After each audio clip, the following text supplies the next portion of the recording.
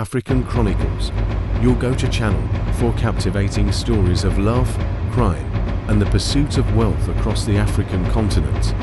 Here, we delve into the lives of individuals whose stories have shaped and shaken nations, bringing you detailed accounts of passion, intrigue, and the human condition. Join us as we explore the heartbeats of Africa through tales of love, crime, and money. Subscribe, like, and share to stay updated with our latest stories.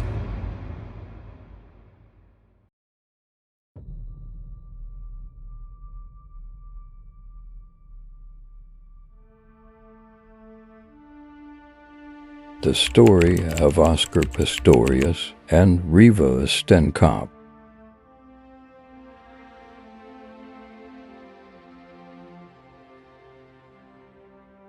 On the night of February 14, 2013, a tragic incident unfolded that would captivate the world and leave a lasting mark on the lives of the prominent South Africans. This is the story of Oscar Pistorius and Reeva Steenkamp. To understand the gravity of that fateful night, we need to delve into the lives of Oscar Pistorius and Reeva Steenkamp.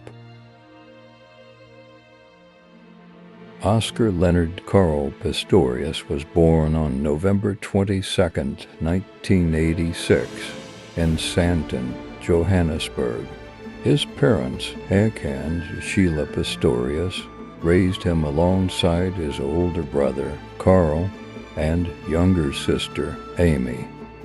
Oscar attended Constantia Kloof Primary School and later Pretoria Boys High School. From a young age, Oscar showed immense talent in sports, initially excelling in water polo and rugby. Despite being born with fibular hemimelia, a congenital absence of the fibula in both legs, he was determined to succeed. After having his legs amputated below the knee, just 11 months old, Oscar went on to become a world-renowned Paralympic athlete, earning the nickname Blade Runner for his speed and the carbon fiber prosthetic blades he ran on. His achievements in athletics made him a national hero and an inspiration worldwide. In 2012, he made history by becoming the first double-leg amputee to participate in the Olympic Games held in London. Reeva Rebecca Steenkamp. Reeva Rebecca Steenkamp was born on August 19, 1983, in Cape Town, South Africa. She was the only child of Barry and June Steenkamp. Reeva grew up in a close-knit family and attended St. Dominic's Priory School in Port Elizabeth. She later pursued a degree in law at the University of Port Elizabeth, now part of Nelson Mandela University. From a young age, Reeva was passionate about law and justice, aspiring to become a qualified legal professional. However, her striking beauty and poise led her to a successful career in modeling, where she quickly became one of South Africa's most sought-after models. She was also known for her work as a television personality and her advocacy against domestic violence. Reeva's charm, intelligence, and dedication to social causes won her many admirers. In November 2012, she began dating Oscar Pistorius, and their relationship soon became a fixture in South African media. Love life of Oscar and Reeva. Oscar and Reeva's relationship was one that caught the public eye from the very beginning. The couple seemed deeply in love, often seen together at public events and sharing affectionate moments on social media. Their love story was not without its challenges. Both Oscar and Reeva had demanding careers that often kept them in the spotlight. Oscar, with his intense training and competitions, and Reeva, with her modeling and television commitments, navigated a high-pressure relationship. Despite the pressures, their bond appeared strong. They were frequently seen supporting each other's endeavors. Whether it was Reeva cheering on Oscar at his races or Oscar attending Reeva's public events, they enjoy spending quality time together, traveling, and sharing intimate moments that portrayed a picture of a loving, supportive couple. But beneath the surface, their relationship faced tensions that the public did not see. Friends and family members later reveal that the couple had their share of arguments and misunderstandings. I asked Reeva, and I was very close to Reeva. Reeva and I were like sisters. I asked her, "Are you happy?" And she said to me,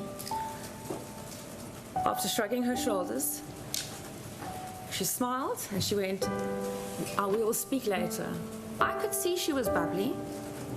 I could see she was excited. And I could see there was a fondness for Oscar, but I did not see any love. So Reeva had opportunity to tell me that she loved Oscar, and she never did. We spoke over WhatsApp. Is that as far as Reeva went in discussing Oscar with you, to shrug her shoulders? When I asked her, when I questioned her feelings for Oscar, yes, and I questioned her happiness, that's as far as she went, yes. Samantha Taylor, Oscar Pistorius' ex-girlfriend, revealed that Oscar was a controlling and manipulative boyfriend. When did you start to notice changes in Oscar, and what concerned you? I think I started noticing within about 3 months of our relationship. Definitely his temper concerned me from within a few months of the relationship, and not necessarily towards me, but towards other people. But then he started shouting at you. Yes. But what would he say to you? I mean, there was one time where he had been drinking and he fell and he thought that I had beat him up. So things like he would say, you know, you bitch, you beat me in the face, things like that where you don't know how to react. He was definitely very verbally abusive to me, very emotionally abusive. He was very controlling. He always wanted to know where I was, who I was with. If he didn't believe me, he would phone my family. He would ask me to send photos of what I'm wearing and the person I'm sitting next to. And did he talk to you about what you wore? Yes, that was actually quite a big thing in our relationship. I never really dressed up. I was never really allowed to wear high heels or have earrings or belly rings or anything like that. These underlying issues would tragically culminate on Valentine's Day 2013, leading to a night that would change their lives forever.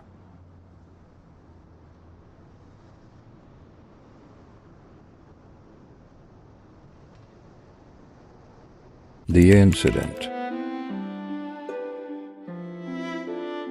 On the night of February 14th, 2013, in Pretoria's Silverwoods country estate, the lives of Oscar Pistorius and Reeva Steenkamp took a tragic turn. The athlete's luxury home is a shell now, cleared of all his belongings, including his medals and running trophies. A silent, empty reminder of the event which changed his life forever. Oscar Pistorius claimed that he mistook Reeva for an intruder, and he fired for shots through the locked bathroom door, fatally wounding her. The incident shocked the nation and the world. Here, he told police, he heard noises coming from behind the toilet door. Noises he insists he believed were made by an intruder. The 4 bullets the runner fired through the locked toilet door ended the life of Reeva Steenkamp, who was behind it. Just what the athlete was thinking when he picked up his 9mm pistol formed the backbone of the long-running trial. Police photographs taken hours after the shooting showed the runner drenched in his girlfriend's blood. Which version will the judge decide on? Will she believe the prosecution's version that the athlete chased his girlfriend down this corridor and into the bathroom, where she barricaded herself in the toilet and he deliberately fired 4 shots intending to kill her? Or will she believe the athlete's version that he was so unstable on his stumps he had to lean here, and out of fear for his life and his girlfriend's, he fired towards the toilet cubicle, believing that his life and his girlfriend's was at risk? The trial. The trial began on March 3, 2014, capturing global attention. The prosecution, led by Jerry Nell, argued that Pistorius intentionally killed Steenkamp after a heated argument. The defense, led by Barry Rue, maintained that it was a tragic accident.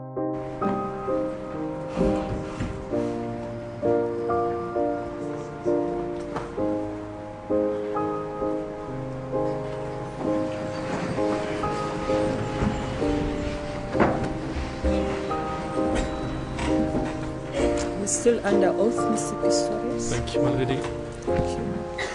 Please, my lady.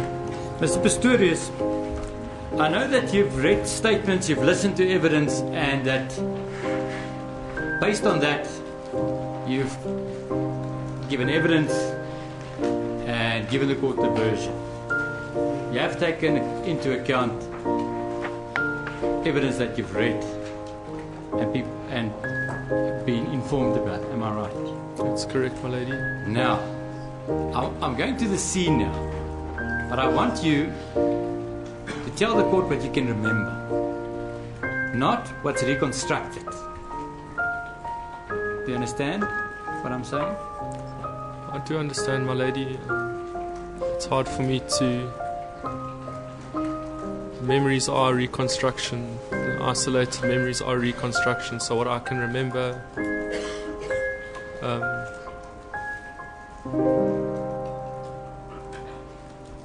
up to the point from where I went to sleep to where I fired the pistol. I remember. The thing I didn't remember was the 4 shots. I didn't remember the number of shots.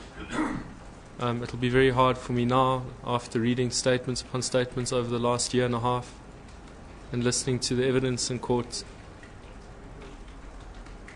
to think back to what memory was my own and what memory was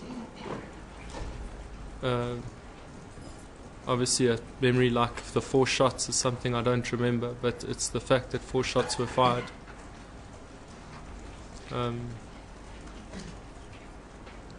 I can go through my whole version and I can tell you what I remember. We can do that again, but that was my memory of what happened that night.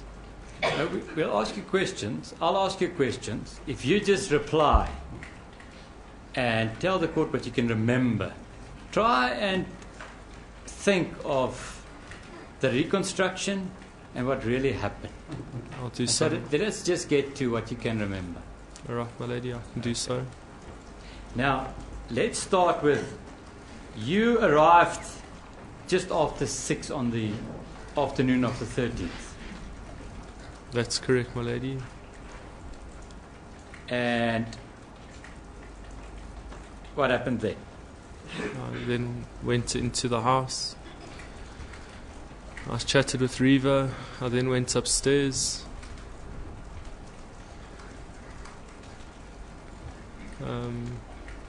Came downstairs. We had dinner. Okay, let's just stop there. So you had dinner, and that was at what time? Just shortly after 7 o'clock, my lady. Yeah. That was the last time that you ate? That's correct, my lady. It's also the last time, as far as you know, that Reeva ate? That's correct, my lady. She prepared food? That's correct, my lady. Can you remember what you had for dinner? It was a chicken. She'd made chicken strips and cut them, and she'd made a stir fry, like a chicken stir fry with some vegetables. And After months of intense legal battles, on September 12, 2014, Judge Thokozile Masipa found Pistorius guilty of culpable homicide, but acquitted him of murder. Mr. Pistorius, please stand up.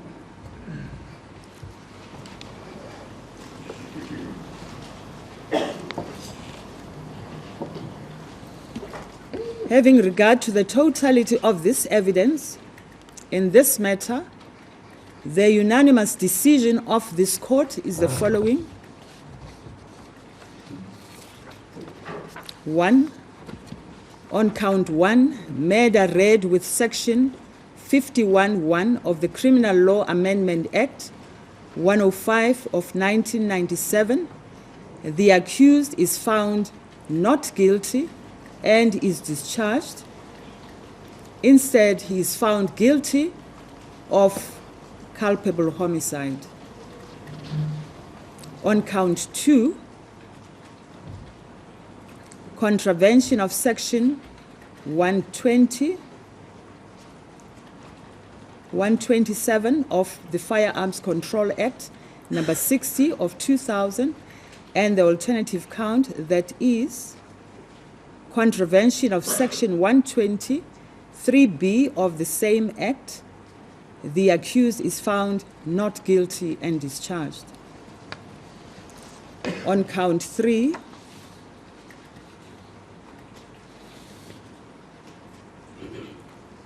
contravention of section 120, subsection 7, alternatively count 120, subsection 3A, and further alternatively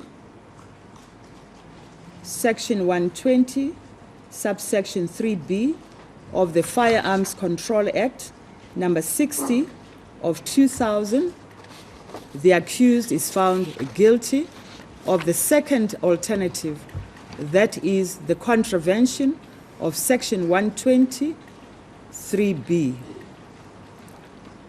On count 4, contravention of section 90 of the Firearms Control Act, number 60 of 2000, the accused is found not guilty and discharged.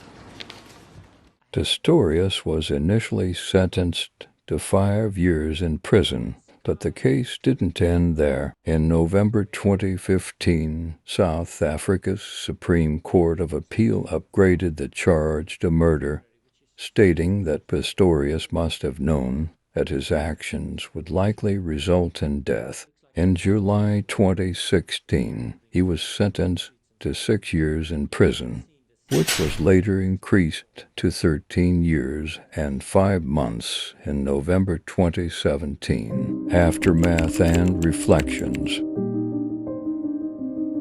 The death of Reeva Steenkamp left a deep void in the lives of her family and friends.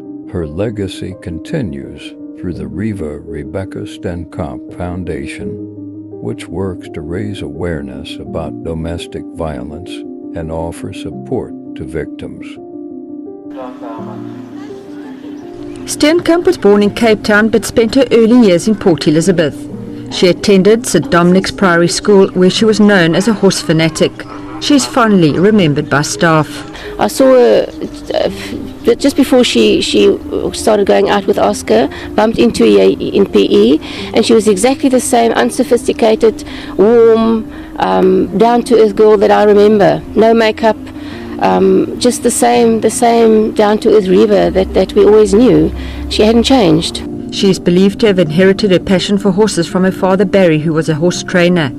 Steenkamp studied law at Nelson Mandela Metropolitan University, where she graduated with a Bachelor of Law degree in 2005. But it was modelling that came naturally to the young Reeva, something she pursued from the age of 14. She won a number of modelling competitions at local level. One of those people, when you meet them immediately, you know, there's more to this person than just another person. Not that one person is any greater than the other, but she was very special. At the time of her death, she was due to appear in the television series Tropical Island of Treasure that had been filmed in Jamaica.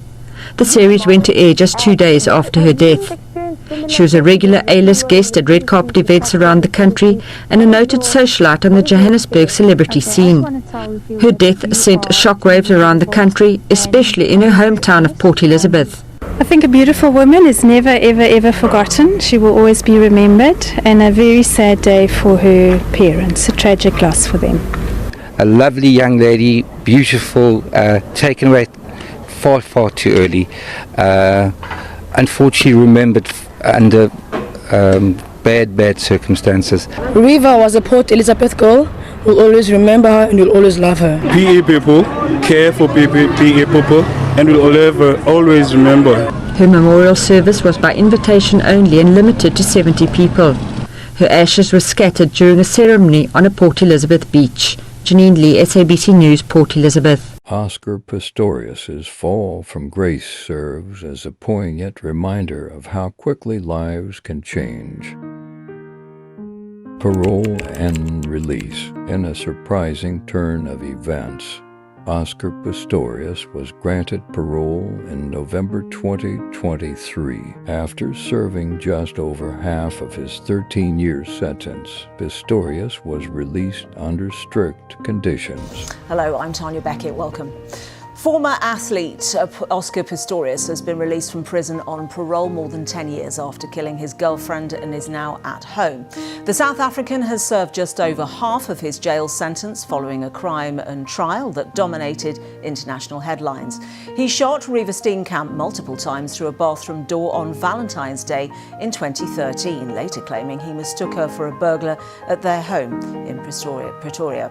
Reeva's mother says she is serving a life sentence. There are live pictures now of the prison in Utteridgeville, where Pistorius has been held for the past 9 years, from Pretoria. Prison officials released Oscar Pistorius on Monday night, a ploy to dodge the media. Parole decisions are never easy. The South African Department of Correctional Services stated that Pistorius met the legal requirements for early release, including good behavior and participation in rehabilitation programs, but the public reaction divided. Must meet the Steenkamp family if they agree as part of his parole conditions. But that is not the end of the story for the athlete. Prosecutors want him tried for murder, and that carries a heavier sentence. That case will be heard in 2 weeks' time in Bloemfontein. Many believe that justice was not fully served, while others argue that Pistorius has paid a significant price and deserves a second chance. This release reignited debates about the justice system, celebrity status, and privilege in South Africa. Oscar Pistorius's release marks another chapter in a long and complicated story, raising questions about redemption, forgiveness, and the long-lasting impact of a single tragic night. Join us on Love, Crime and Money, African Chronicles, as we continue to explore the intricate stories of passion, crime and wealth that shape the African continent. Don't forget to subscribe, like and share to stay updated with our latest episodes.